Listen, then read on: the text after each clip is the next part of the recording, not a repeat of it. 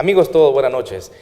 El concepto de Sinergia TV es más que todo analizar, proponer diferentes soluciones que evalúen el aparato estatal de Guatemala y brinden soluciones a su problemática en general a través de políticas públicas, las cuales la nación necesita a través de soluciones claras, muy formales, que vengan a ayudar a la población en sí, a la ciudadanía.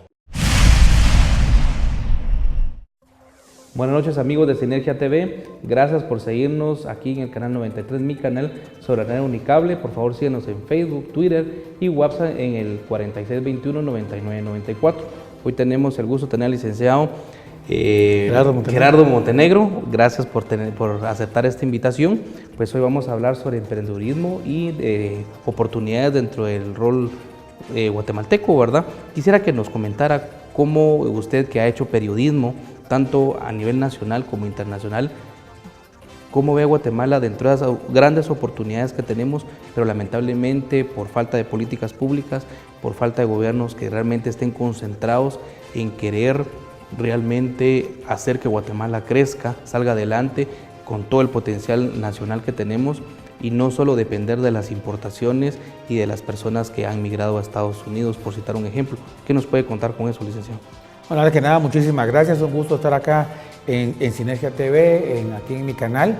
En primer lugar, es un privilegio poder estar delante de guatemaltecos y sobre todo el poder tratar de aportar un poco en relación a experiencias que hemos tenido, en primer lugar, obviamente aquí a nivel nacional, y pues tener la oportunidad de haber estado en otros países de alguna manera también como que nos da otra perspectiva. Respondiendo muy puntualmente a tu pregunta, te diría que efectivamente, muy a título personal, yo diría que hace falta todavía un diseño que pueda sacar una visión de país que nos oriente, nos tire a un rumbo que sea mucho más propositivo, mucho más inclusivo, pero sobre todo en el perfil de que tengamos una capacidad de poder sacar a favor las ventajas que tenemos como país. En primer lugar, obviamente el capital humano, pero digamos en segundo es hasta nuestra ubicación geográfica, que se ha cacareado, que se ha hecho tanto. Pero por ejemplo, tenemos a la par a México. En México son más de 100 millones de hermanos aztecas que comen, que compran, que casi que compartimos culturalmente muchísimas cosas como la música. ¿De qué manera te olvido? Eso es algo ya casi que universal.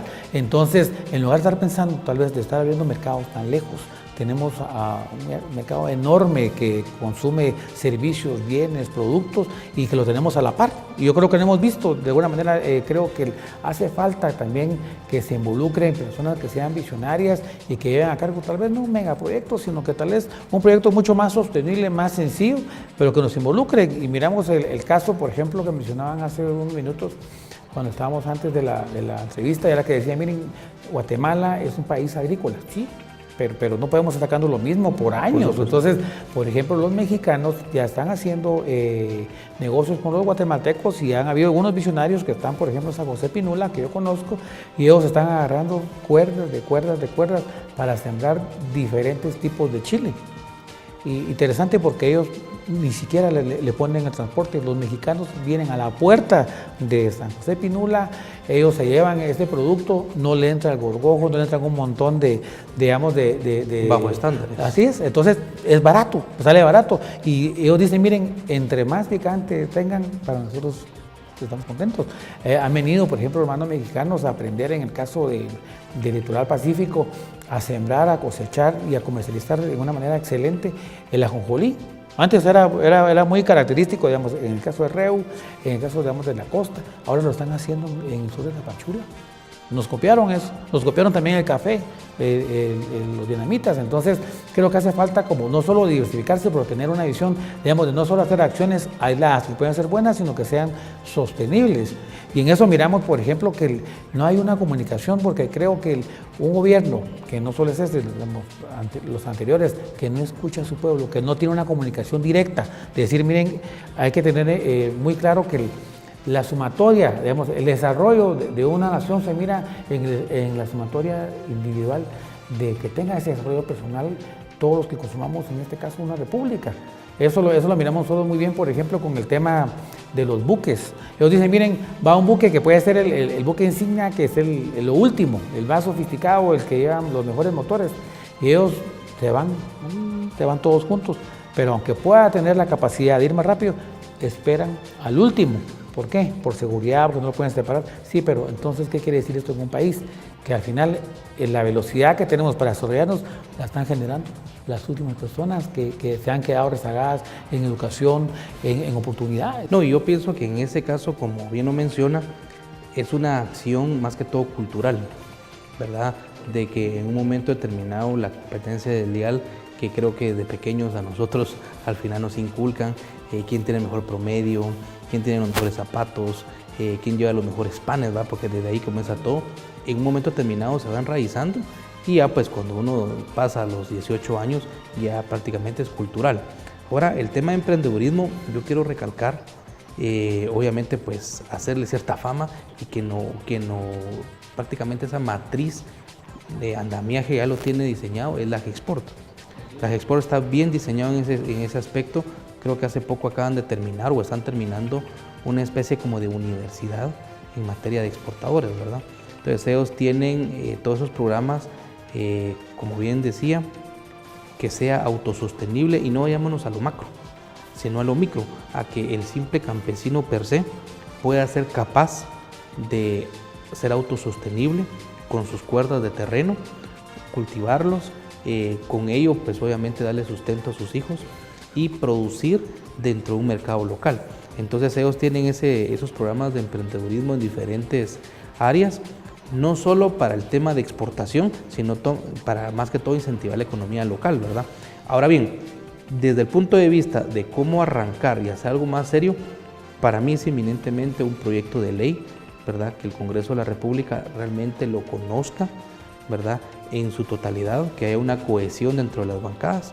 Lamentablemente, sin desprestigiar al Congreso, a la Corte del Congreso hoy en día, yo considero que sí estamos a años luz de lograr eso, por la misma situación de que ha habido una convulsión política dentro del Congreso, nadie quiere proyectarse políticamente, todos están como que pidiéndole a Dios que este periodo legislativo termine y que en un momento determinado eso paraliza realmente la buena legislación de la nación, porque yo sigo insistiendo que aún con lo que ha pasado en el Congreso, siguen habiendo buenos diputados, ¿verdad? Que tienen ideas claras, personas ilustradas y que lamentablemente se desdibujan dentro del plano político por esta situación. Entonces me gustaría, Lick, que usted nos pudiera decir cómo políticamente, ¿verdad?, lograr ese andamiaje, porque eso es una unión no solo del Estado, del gobierno de Guatemala, sino es una unificación, por ejemplo, de desarrollo económico, empresarial de parte del CACIF, inversión internacional, ¿verdad? Y de los buenos aliados que tenemos internacionales que inviertan en nuestra nación, pero no inviertan por todo lo que ha venido pasando con toda esta convulsión política, sino que inviertan para el desarrollo social como debe de ser. A mí me parece que la ley está muy bien planteada. Tenemos una propuesta que podría ser viable en su momento. Yo comparto eso de que, por supuesto, no todos pueden ser malos y aún los que tengan algunos problemas, pues tienen ese compromiso enorme de representar, en este caso, pues a las personas que votaron por ellos. En este caso, muy puntual, yo diría que, como usted mencionaba muy bien, la Gexport pues ya tiene la universidad y lo que hacen ellos, y eso es bien interesante porque digamos, estamos hablando de guatemaltecos y aquel chiste de que nos subimos y nosotros nos bajamos, a veces es cierto. Entonces creo que el cambio en primer lugar tiene que empezar por nosotros, por creer que sí podemos. En segundo, tiene que haber condiciones, digamos, de que nos puedan ayudar a tener la capacitación, a tener los recursos. En el caso muy puntual, si hablamos de la Gexport sobre lo que es el tipo de aguacate Hass, ese vale, tiene un costo en Alemania de 9 euros. Y si tiene un certificado que dice que el mismo fue cosechado a través de buenas prácticas como abono natural, orgánico, etcétera, le puede llegar hasta 12. Lo que hacen ellos es que las personas que molestan ellos, los aguacateros, en diferentes latitudes, aquí en Guatemala ellos están unidos en una asociación muy importante. Entonces vienen y dicen, miren, ellos certifiquen, primero los se capacitan, claro, después los certifican, tienen las ISOs. Al tener esas ISOs ya tienen las puertas abiertas de los mercados. Entonces ellos les facilitan, digamos, mucho en términos, digamos, de etiqueta, en términos, digamos, de requisitos sanitarios, en términos, digamos, de tener ya los mercados. Y la gente lo va a comprar, sobre todo en el caso de Guatemala, que tiene muchas especies que son originales, como por ejemplo el achote. Entonces ellos dicen, miren, como es original, vale más. Y ahora hay un boom que lo estuvo lanzando en el caso de Perú, por ejemplo. Mucha cocina internacional ahora está utilizando ese tipo de especies exóticas, que ellos como nos miran como un país exótico. Entonces dicen, miren, valen más. Pero sí, nos compran de todo, pero tenemos que tener un procedimiento que nos avale. Porque también es cierto, digamos, que los costos, si en ese caso les llevan verduras, pero hay un animalito ahí, un gusano, y se perdió todo y creo que se van todo. No, y creo que esa tecnificación de certificación y todo lo que se da, la Gexpor la está manejando, ¿verdad? Pero no podemos reposar solo en la Gexpor, que al final es auspiciado por una gremial de exportadores de productos no tradicionales, y que en un momento determinado esa carga al final se la está tirando el CACIF, como se dice. Yo creo que tiene que haber más seriedad en esta situación, ¿verdad? Por ejemplo, pongo un caso que a mí me llama mucho la atención. Cómo el Estado de Guatemala se preocupa por todos los jóvenes que para mí oscilan entre 8 a unos 23 años, aquellos ilustradores. Pongo ese ejemplo.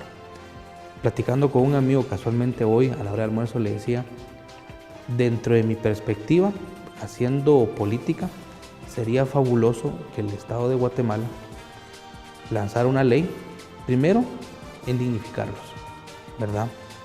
Uniformarlos, por ejemplo, ¿verdad? Que eso les abarata la vida en no andar sucios, en no andar con la misma ropa, andar pasando penas que me cambio, sino un uniforme institucionalizado, con una gorra, con un gafete, con un código, y que sea una inscripción bastante prácticamente simbólica, unos 10, 15 hectáreas, pero hay una identificación. Yo, fulano, ¿verdad?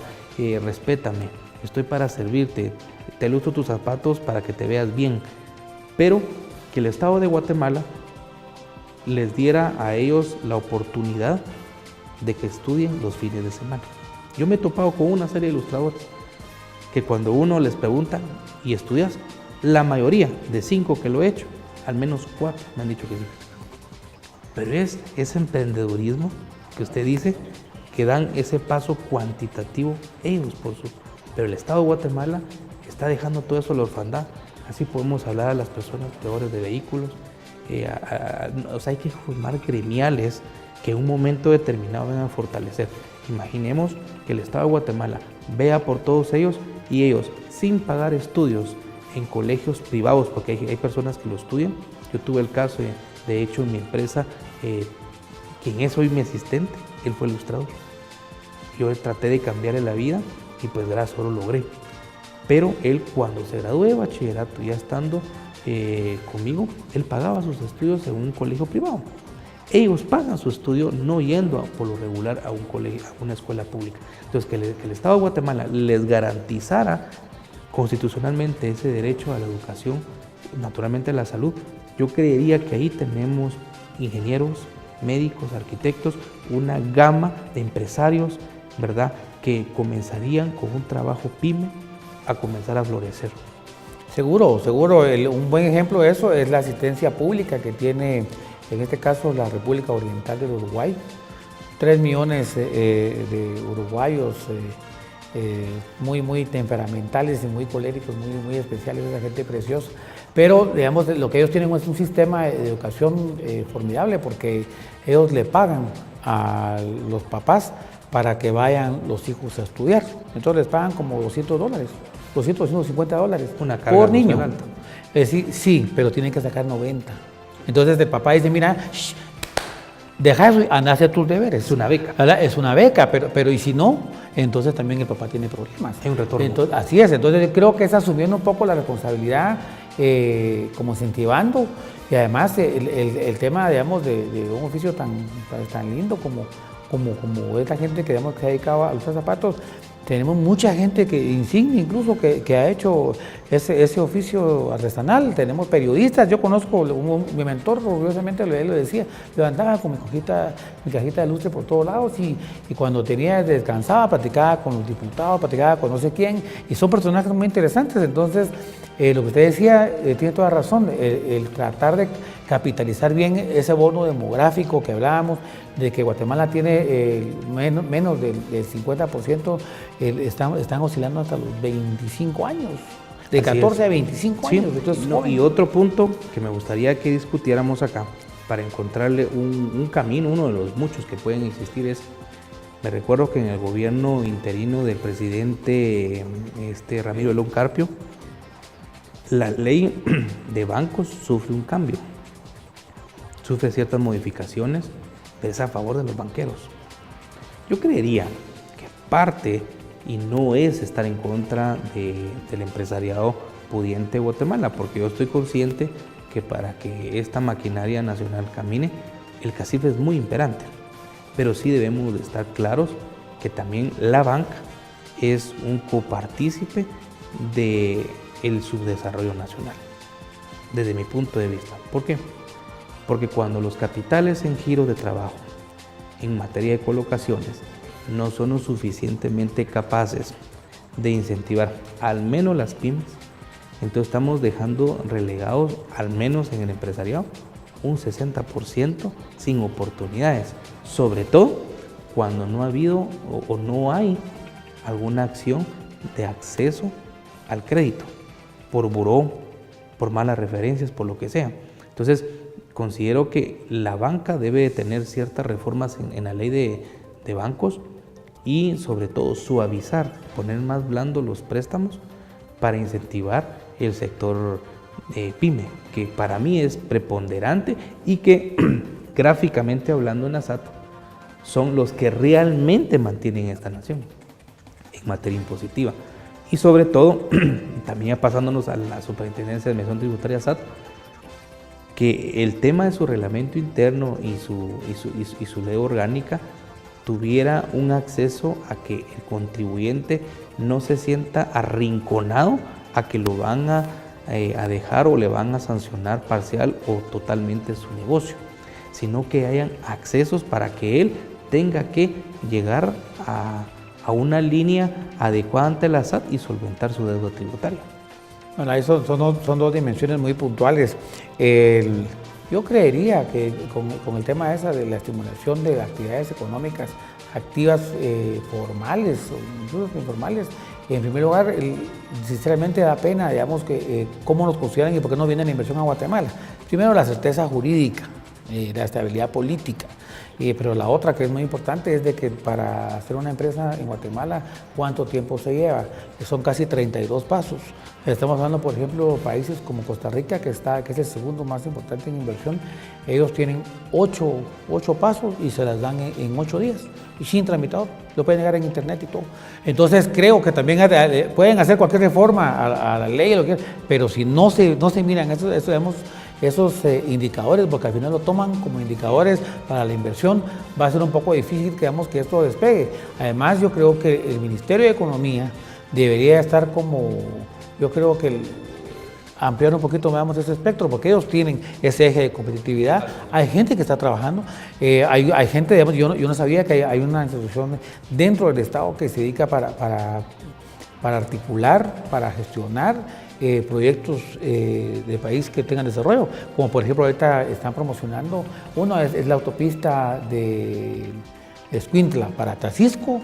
Sí. El ministro hizo una concesión pública. Claro. Dijeron, bueno, miren, aquí ellos son los oferentes y ustedes miren quiénes aguantan, porque el tema es que no hay dinero, pero se la van a dar en concesión 20 años. Creo que es Amarnos, ¿verdad? Así es.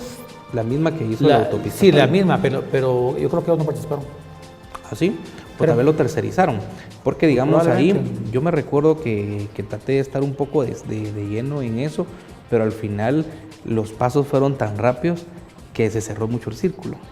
Entonces, lo bueno es que va a ser una autopista a nivel Europa y el viaje va a ser de 5 quetzales, ¿verdad? Sí, yo considero que, y eso en un momento determinado lo aprendí de un catedrático en negocios, que él decía que las mejores carreteras de autopistas no son solo que el Estado de Guatemala, el Estado del país X las haga, sino que las haga pero que cobre un peaje. ¿Por qué? Hay más responsabilidad, hay jardinización, hay señalización, hay mantenimiento y hay una serie de factores que en un momento determinado iban más en línea recta, claro, no son curváceas, ¿verdad? Así es. Pero lamentablemente Guatemala al final, por el tema de corrupción, tráfico de influencia y todo eso, se descuidan todos esos detalles y cuando sentimos, tenemos una carretera que es muy funcional los primeros 3, 5 años, muy a corto plazo. Pero cuando ya llegamos a la primera década, vamos entrando a la segunda, tenemos situación. La autopista de Palín es una de ellas, ¿verdad? Viniendo desde el fondo, kilómetro 95, 90, sin ir más lejos, ya encontramos realmente hundimientos y es una carretera que, en mi sano juicio, es de muy buen nivel. Pero esa carretera, esa autopista comienza a tener esos deterioros por falta de mantenimiento y que el usufructo al Estado de Guatemala no es lo suficientemente adecuado que realmente es lo que espera, en este caso, el Estado de Guatemala. Yo creo que ese es un muy buen ejemplo que grafica precisamente que, digamos, el concesionar un proyecto, eso a veces se ha satanizado esa figura, pero digamos, en primer lugar, que tenga la capacidad económica de que en tal fecha empieza y en tal fecha la está entregando. El mantenimiento, digamos, a cambio de, por supuesto, eso a mí me parece crucial y la transparencia, pero digamos, lo que miramos nosotros es que también es un tema cultural, porque digamos, lo que decían específicamente ese tema, que lo agarro como ejemplo, es que decían, miren, va a ser una carretera que tenga las características internacionales, con la selección internacional, y que a veces los guatemaltecos ahí es donde chocamos, porque caemos a la educación, en la educación vial. Entonces dicen, ¿cómo voy a pagar yo eso ahí si no sé qué? Entonces no nos gusta, y además a veces agarramos, como somos temerarios, ¿verdad? Estamos hablando de que en Guatemala, solo en la ciudad capital, se registran entre 30 a 50 percances diarios. Claro. Si miramos, digamos, en qué condiciones van los vehículos, a qué velocidad, si miramos las motocicletas, ¿verdad? Decía alguien por ahí, un papá de aquellos inconscientes, que él consideraba que su hijo sí iba protegido porque llevaba una gorra.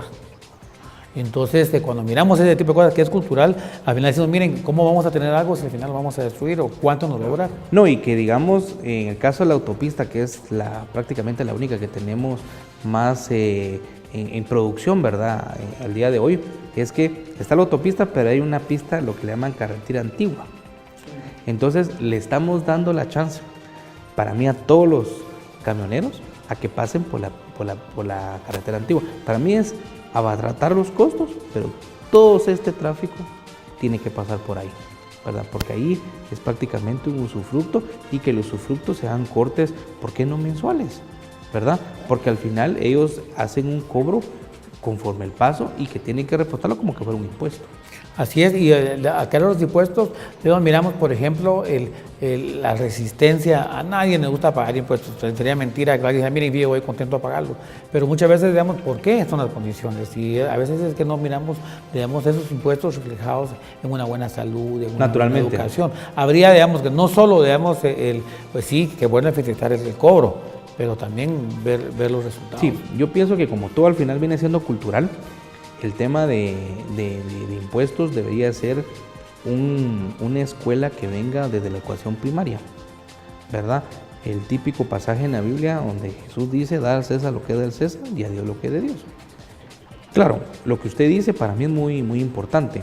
Se tributa por una clase media baja, que al final son los que mantienen la parte impositiva de la nación, y no se ve reflejado en una obra social, obra pública, mejor bien dicho, a nivel nacional. Perfecto. Pero si lo vemos desamoradamente, yo tengo que tributar. Lo veo o no lo vea reflejado. Pero sí que realmente al Estado como tal se le supervise, ¿verdad? Hoy tenemos varios satélites que supervisan eso.